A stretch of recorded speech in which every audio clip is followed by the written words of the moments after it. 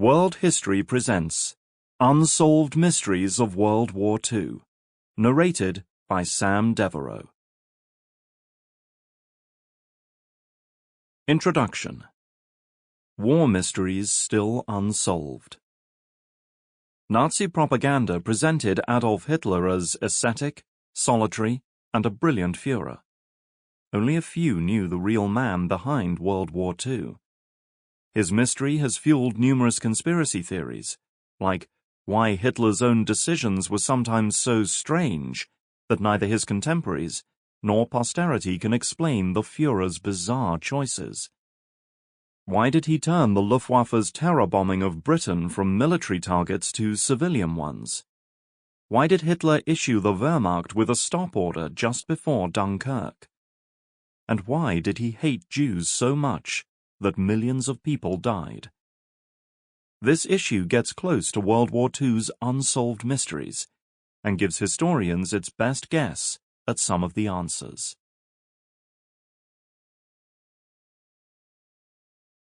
Chapter 1. Nazis Search for Ancestors in the Himalayas. In 1938, 5 German SS scientists struggle up steep slopes in the kingdom of Sikkim.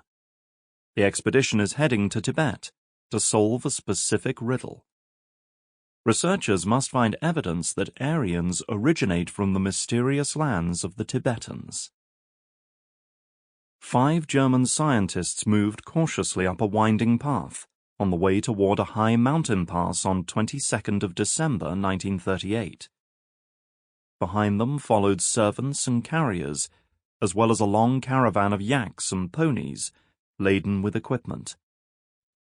Ahead lay the border crossing to the mysterious Tibet, an area the scientists have been waiting to enter for almost 6 months. The Germans were Nazi officers from the dreaded elite SS Corps, but dressed in parkas and sporting long beards looked nothing like typical close-shaved SS officers in black uniforms. For the highly qualified scientists, however, this was no ordinary SS task. The men had been tasked with solving a mystery for the Corps chief, Heinrich Himmler. Scientists had to prove Aryan descent.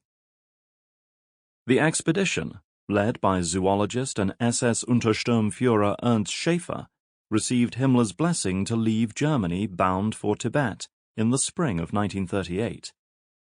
The SS leader's main interest in the small group of 5 men that fought their way over the mountains was because he and many other Nazis were obsessed with finding the origins of the Aryan race.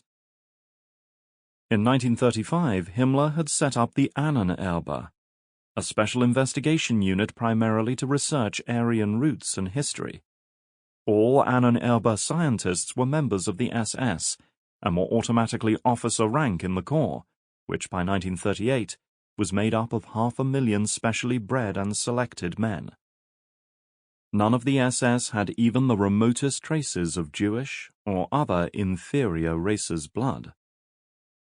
Himmler's hope was that the scientists in Tibet could prove that the Aryan race originated from the Himalayas. From there, according to the theory, the Aryans later migrated west and into Europe. According to myth, before the Exodus, the Aryans had been taught by the survivors from the sunken island kingdom of Atlantis. The so-called Atlanteans were superior to any other race, and were believed to have invented both electricity and aeroplanes before Atlantis was flooded. Atlantean priests, who settled in the Himalayas, then passed on their wisdom and knowledge to the Aryans. Aryans were Egyptians' ancestors. In the late 1800s, several German intellectuals had already discussed German racial superiority and the importance of finding out where the German people, the Aryans, originated. The most popular theory was that the Aryans came from somewhere in Asia, either North India or Tibet, from where they migrated westward and conquered the world. Aryans had, according to theories, founded colonies in Egypt and laid the foundations for the kingdom of the pharaohs. From North Africa, Sample complete. Ready to continue?